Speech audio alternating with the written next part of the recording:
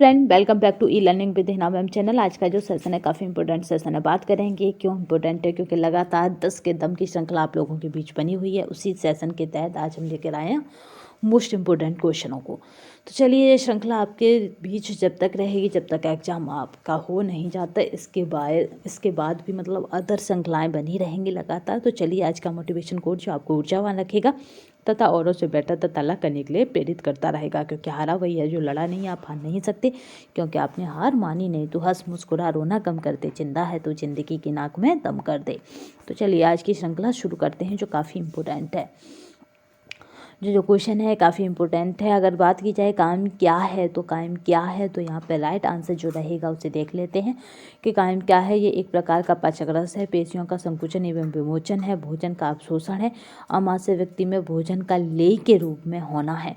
तो right answer क्या है? अमाशय व्यक्ति में भोजन का जो लेय बन जाती है, जो लुगदी बन जाती है, यानी लिबलिबा पदार्थ जो बन जाता है, उसके रूप में होना है।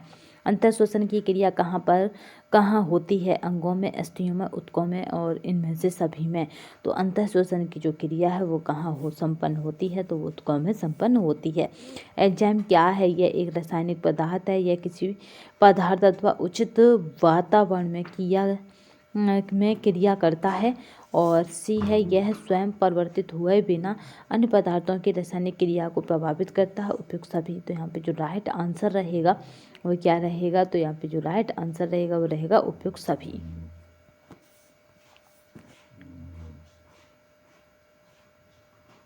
चलिए, नेक्स्ट क्वेश्चन देख लेते हैं। वसा में घुलनशील विटामिन है, vitamin E, vitamin A, vitamin B, vitamin E और ई। तो वसा में घुलनशील जो विटामिन होते हैं वो विटामिन ए और ई और डी और के, 4 विटामिन ऐसे होते हैं जो वसा में घुलनशील होते हैं। जबकि जल में घुलनशील की बात करें तो आपका बी और सी जल में घुलनशील विटामिन है।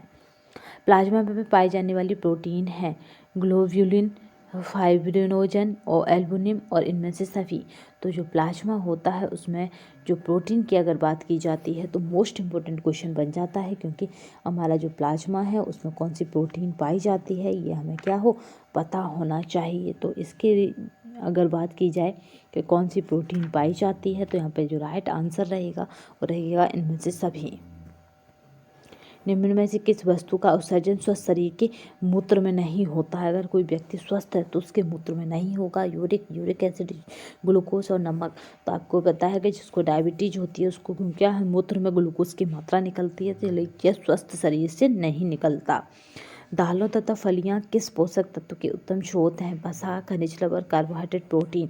तो दालों और फलियों की अगर बात की जाती है तो किसके उत्तम स्रोत मानी जाएंगे? तो ये किसकी? तो ये प्रोटीन के उत्तम स्रोत होती हैं। शरीर के श्वेतसार की अधिकता होने पर ग्लूकोज त्वचा के नीचे किस ऊतक के रूप में जमा हो जाते हैं? संयोजी ऊतक, श्लेष्मक ऊतक, एडिपोज ऊतक और इनमें से सभी। तो यहाँ पे जो राइट आंसर रहेगा वो क्या रहेगा? एडिपोज ऊतक रहेगा। नेक्स्ट क्वेश्चन देखते हैं। मसालों के अधिक प्रयोग से किस अम्ल का श्रवण अधिक होता है? तो यहाँ पे जो राइट आंसर है वो क्या रहेगा? कार्बनिक अम्ल, हाइड्रोक्लोरिक अम्ल, इन दोनों, इनमें से कोई नहीं। तो यहाँ पे जो राइट आंसर रहेगा कि मसाले जो मतलब तीखा खाते हैं, आप याद रखेंगे गर्भावस्था में तीखा खाने की मना होती है। जो लोग तीखा खाते हैं तो उसमें कहा जाता है, क्या कहा जाता है कि वो शिशु के लिए हार्मफुल है। तो याद रखेंगे हाइड्रोक्लोरिक अम्ल क्या है, इसका श्रवण होने लगता है बॉडी से, तो यही शिशु के लिए हार्मफुल होता है। निम्न में से संयुक्त राष्ट्र संघ की कौन सी संस्था बच्चों तथा माताओं को रोग से बचाने तथा उनका कल्याण करने के लिए बनाई गई है? UNICEF, care, red cross society और ये सभी। तो माताएं तथा बच्चों का कल्याण करने के लिए बनाई गई संस्था कौन सी है? तो आप याद रखेंगे कि वो संस्था किस माताओं और उनका बच्चों का कल्याण करती है, तो वो संस्था कौन सी है? तो वो यूनिसेफ है। रेड क्रॉस सोसाइटी क्या है? ये आपातकालीन स्थिति में दी जाने वाली सुविधाएं देती है, जैसे बाढ़ आ जाता है, भूकंप आ जाता है, उस स्थिति में।